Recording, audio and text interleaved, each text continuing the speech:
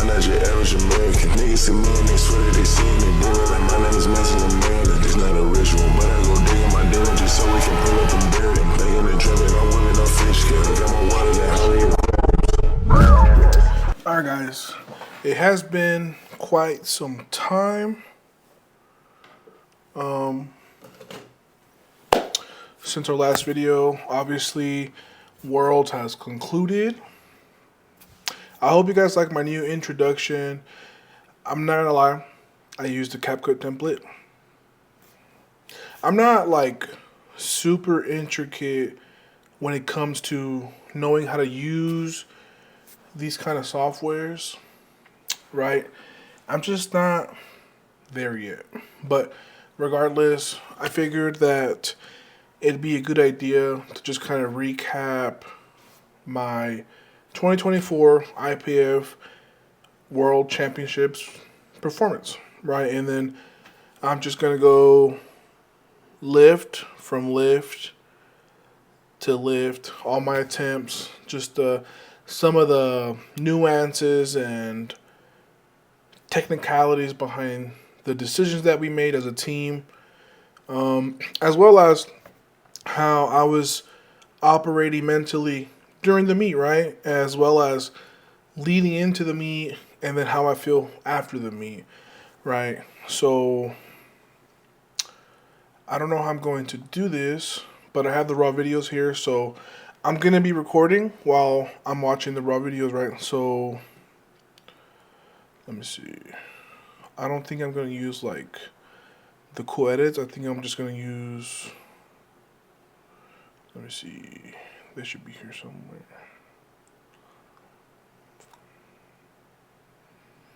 Okay, I might have to. Alright, so the first lift that we're going to watch is going to be my 937 pound squat / 425 kilos. This has been my regular opener now for the last few competitions. I think going all the way back to maybe Sheffield 2023. So the where's that, 1, 2. So my last 4 competitions, this has been like my opener, right? But the nuances behind having this be like an opener is I was hurt and I wasn't able to train my squats 100% this prep. I had to essentially peek into the meet by rehabbing simultaneously. Like you guys saw, you guys were keeping up with my training on Instagram. I think my first heavy squat was 870. And then I went from 8, I don't know, I have to go back. I feel like, I think I did reps. Pause. Resume. So I did my research and my first heavy squat 4 days post injury was 826. So I went 826, 870, 948, 970, and then 937 again the Sunday before I left to Lithuania. So I hit my first 1,000-pound squat in competition, which was honestly pretty nerve-wracking up until Saturday night / Sunday morning. But I digress. Let's go back into the competition. Right. So I'm walking up here to the platform. I'm pretty confident just because this is a weight that I know even if I wasn't 100%, it still would have moved. So, like, let's watch it up, right? So, you guys see me approach the bar. Normal setup. You guys have seen me set up Lord knows how many times. I take my time, really make sure that I'm wedging my back under the bar to eliminate as much whip as possible. Very controlled walkout.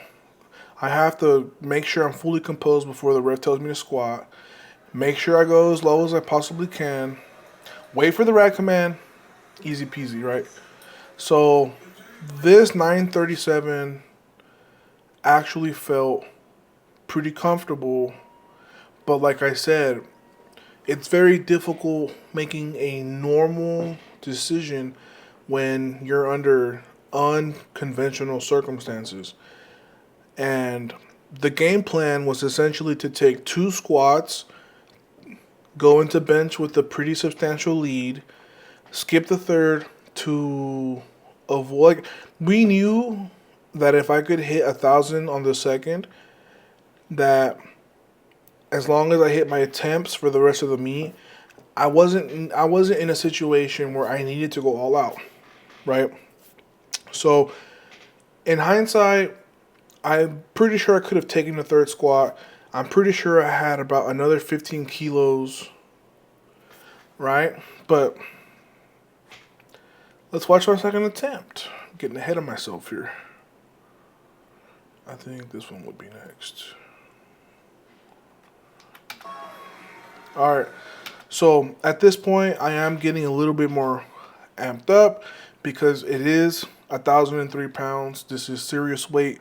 This is weight that if I don't take 100, like if I don't take full-heartedly, it could potentially hurt me, right? So I have to be very, very, very serious about how I approach this weight.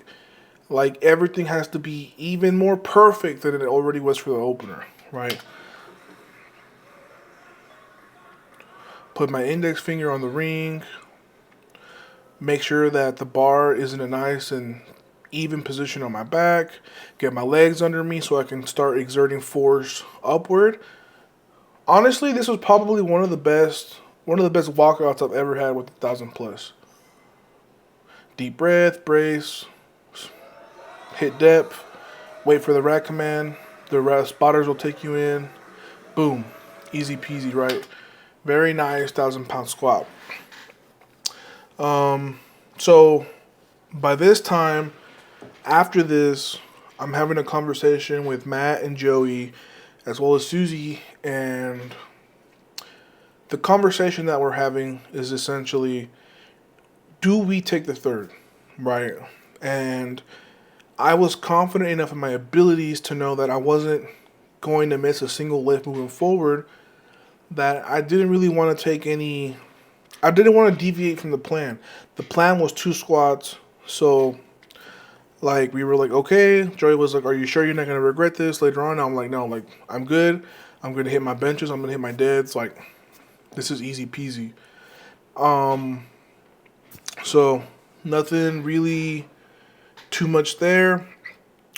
But from my perspective as a lifter, the biggest red flag that I had against going up for a third was I had some hip shift in the hole. And like I said, I had just come back from injury. The fact that I even peaked from a freaking RPE 970 to hit 1,003 on the platform at like an RPE, 1.5 to 2 RPEs faster, right?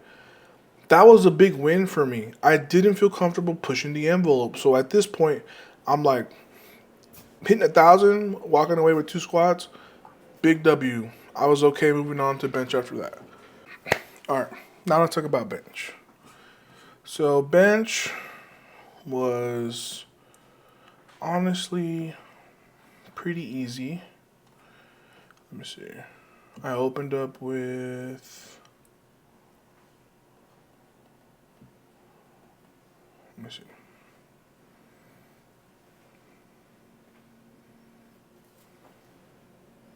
What is this? It's 240.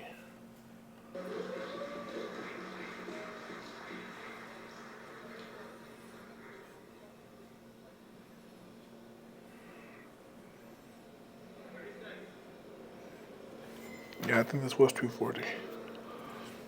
So 245 kilos is 540 pounds.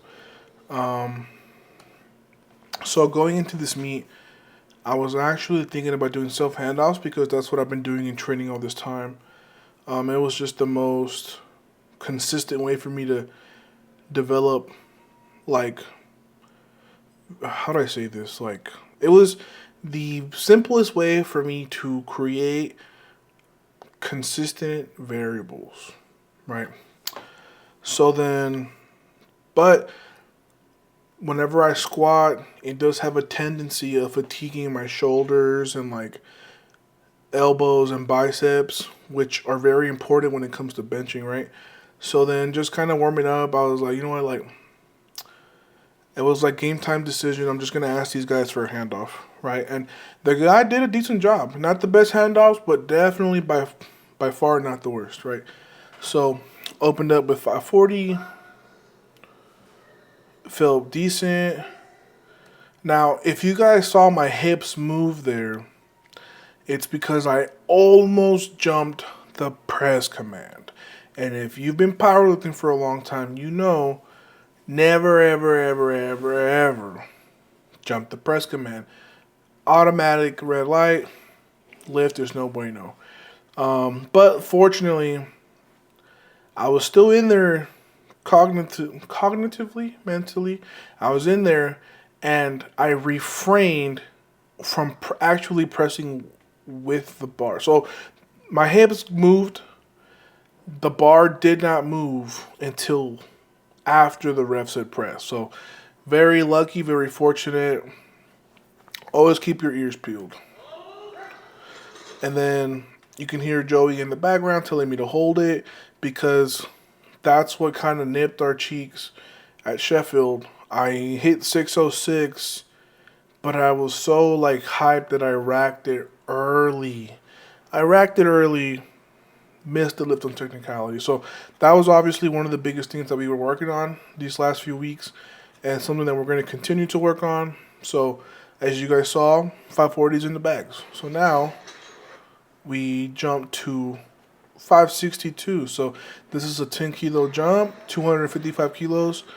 On my last attempt, I took too long wrapping my wrist, so I didn't actually step on the platform until I had like 40 seconds left. So this time I made sure my wrist wraps were ready before I stepped out so I could have the entire full 60 seconds to communicate with the spotters, the guy giving me the handoff, as well as a little bit more time to set up how I wanted to, set up how I normally do in training, making sure that the bar is really deep into my palms, like as low as I can possibly get it, where I can still wrap my thumb around. Right? So, because an adjustment that I made on my second and third attempt is I scooted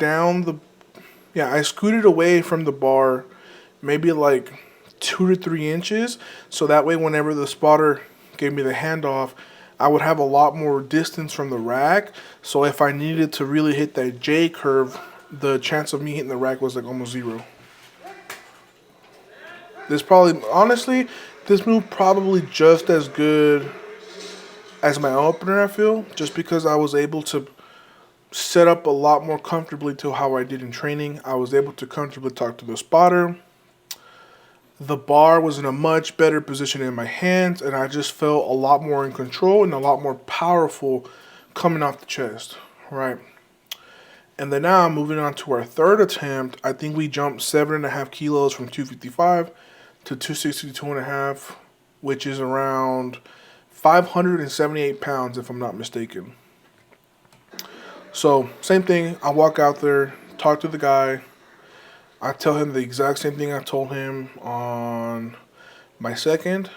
I get on the bench, make sure that the bar is really like secure in my hands, like eliminate that any ounce of whip. It was a little harder, right? But honestly, after looking back, I think I definitely had maybe like another 7.5 kilos in the tank. So like 591 max.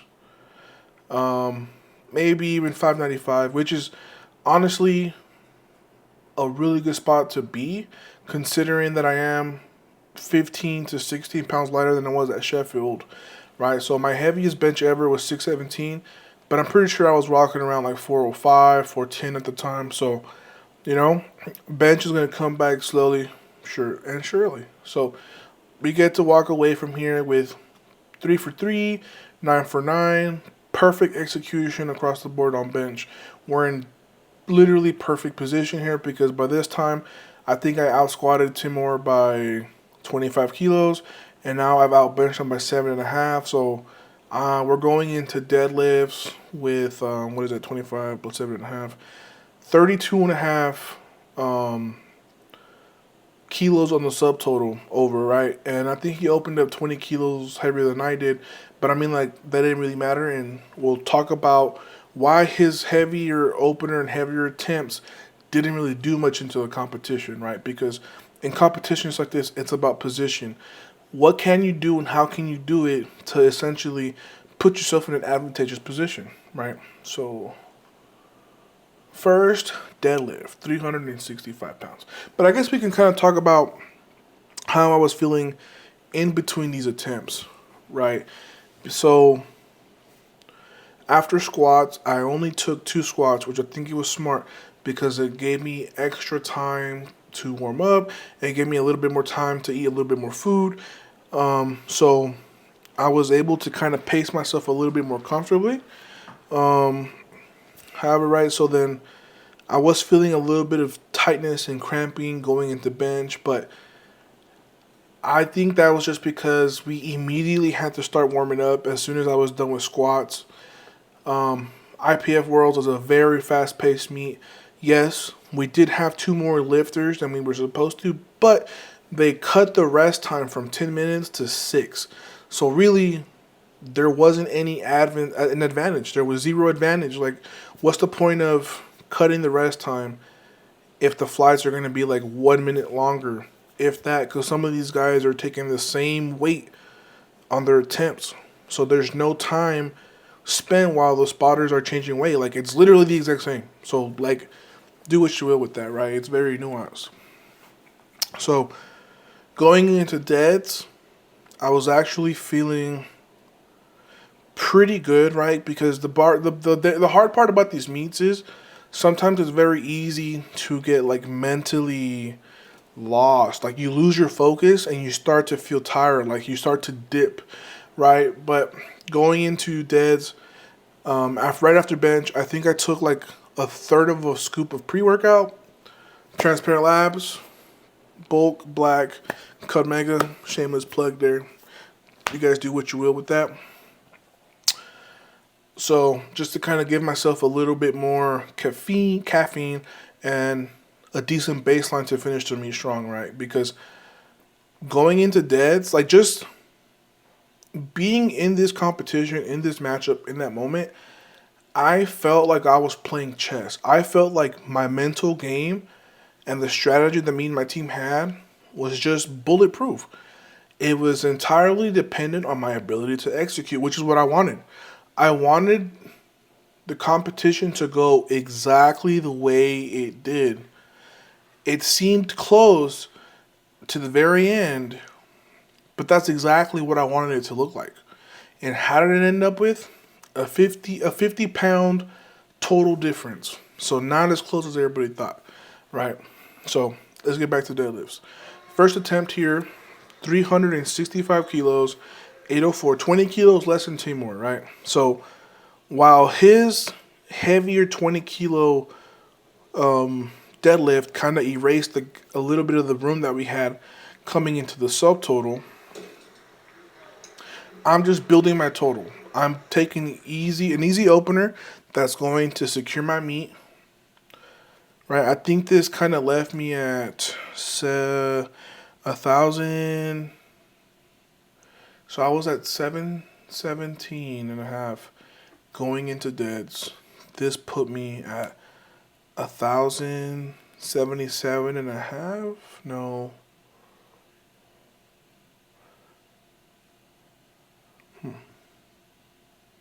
Maybe 1,077.5, right?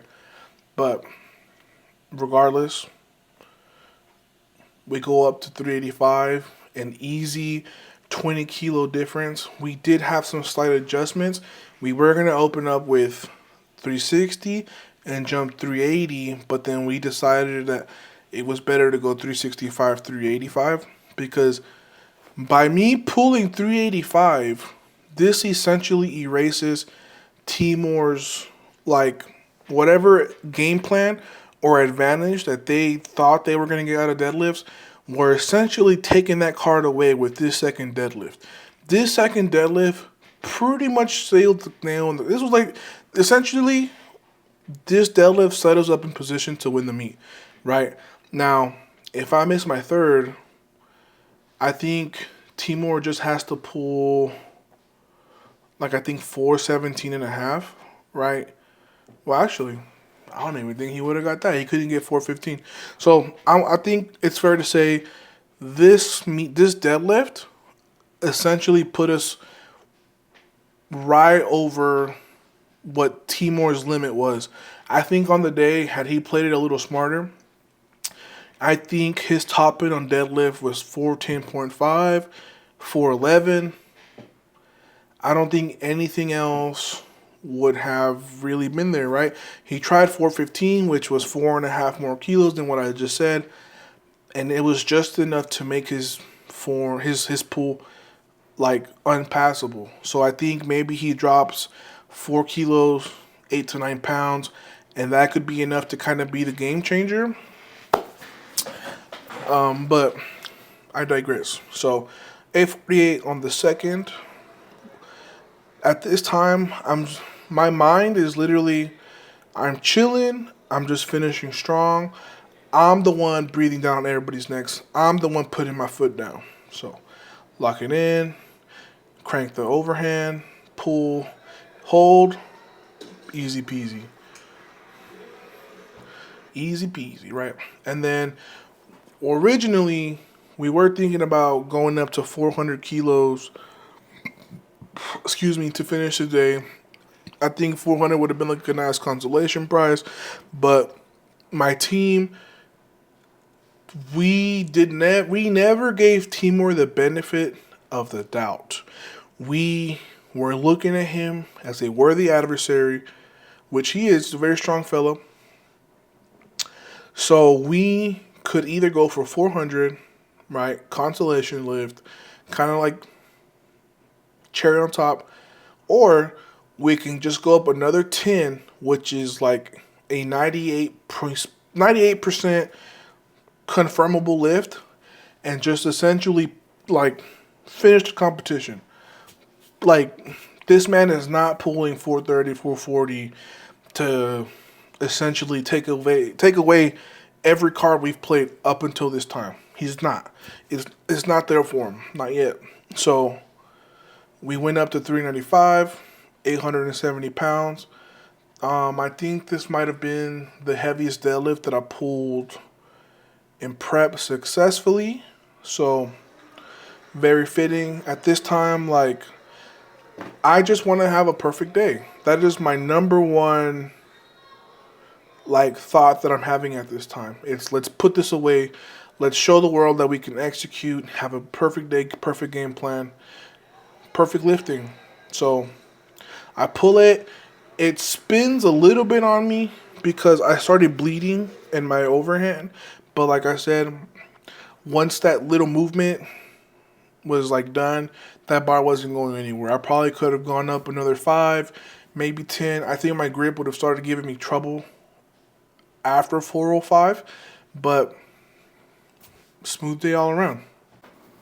All right, guys, so had some technical difficulties on the first outro. For whatever reason, the autofocus was just like going haywire. It was going crazy, so the footage was giving me a headache, and I didn't want to give any of you guys headaches. So here we are, take 2. However, might as well just kind of keep it short, right? This video is kind of already going over 24 minutes. So long story short, had a perfect day, went 8 for 8, 24 out of 24 white lights. Not a single red light on the day.